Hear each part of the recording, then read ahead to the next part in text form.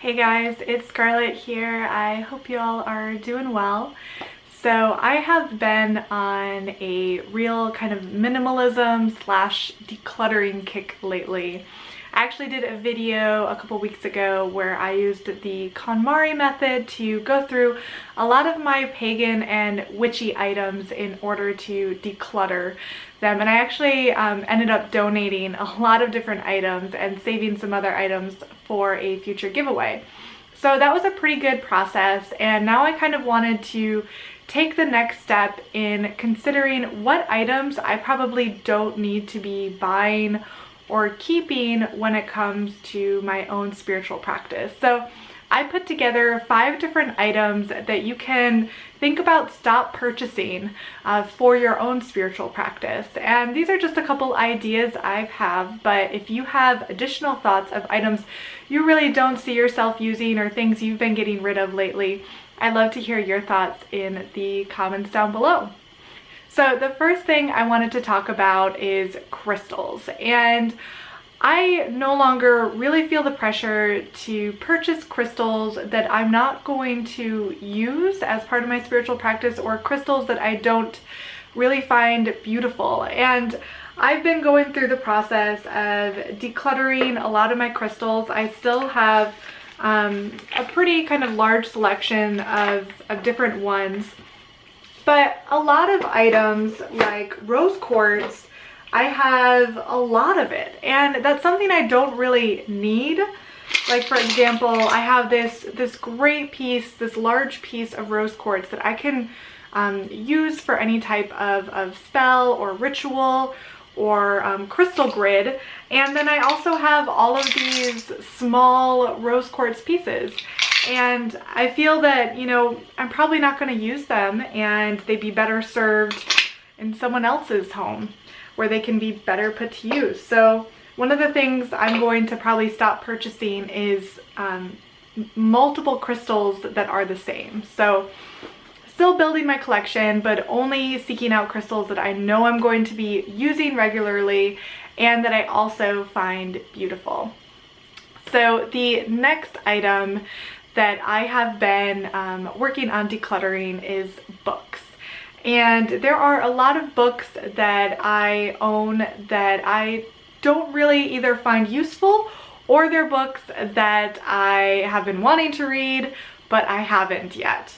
So I have a lot of kind of witchy books that have been on my shelf that I haven't really used much, and instead of just holding on to it and letting it collect dust, one of the things I've been doing is going through, seeing if there's any kind of interesting, maybe it's a spell or certain correspondences from this book, and then writing it down in my Book of Shadows, so I still have that information, but I can feel comfortable passing on this book.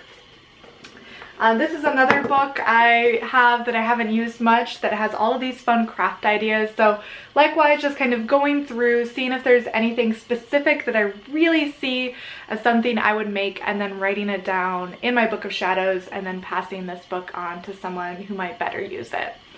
So that's been a big process because I do have a sizable collection of kind of spiritually focused books, but getting rid of these and just taking what I view as essential from them has been a pretty good process so far.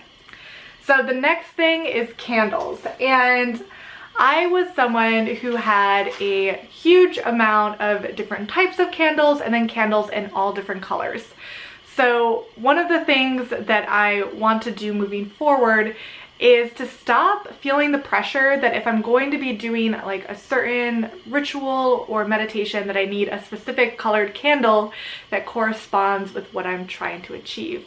Now, while that can definitely be a plus, if you happen to have a candle in that particular color, there's nothing wrong with just having a bunch of white candles, because white candles are really multi-purpose. They can be used to amplify whatever your intention is. So I've just been using a lot of, you know, basic tea lights and white pillar candles, and I think I'm going to continue doing that unless I see a really strong reason why I would need to purchase a candle in a specific color. So I've been kind of going through my collection of all my different types and varieties of candles. I'm going to focus from now on mostly just using white candles, and of course that's going to save me a good amount of money too. The next item is something that I might deal with more than a lot of other people, but that's tarot decks that I no longer use. So I have a wide variety of tarot decks, and part of that is because, you know, I'm a blogger who writes about tarot, who does video reviews of tarot, so I'm constantly kind of getting decks in from deck creators that want to review and things like that. And I've been going through my collection and passing on decks that, you know, I might have used a few times, but overall it hasn't made its way into my regular tarot practice. So from now on, when I have a deck that I no longer see myself using very much, I'm gonna go through the process of thanking the deck and taking a moment to appreciate what it has done for me and my practice, and then passing it on to someone else. And I think also when it comes to myself purchasing decks, I'm going to be much more discretionary when it comes to researching the deck beforehand and really making a good decision on what I want to spend my money on when it comes to tarot decks. And the fifth item is gifts that people might have given you but don't really, you know, spark joy or you find useful. So I have a lot of different kind of gifts that I've received, like this bracelet here that, you know, is really fun and kind of witchy, and I love the pentacle. It's not necessarily my style. And now I'm kind of reaching that point where I feel comfortable on, you know, the purpose of that gift was for the person who gave it to me to feel good about passing on that item, and that, you know, has served its purpose, and I could appreciate it when I received it, and now I hope to pass it on to someone else who likewise will enjoy that item. So forgiving myself for giving away others' gifts is something I definitely struggle with, and I think that's something that's common. I mean, we all want to like hold on or feel guilty when it comes to things others have given us, but at the same time I think we should be honest, and you know what, if that item doesn't serve you very well, I'm sure it's going to be a delight to someone else. So even more reason to pass it on to someone who might find more joy in that particular item.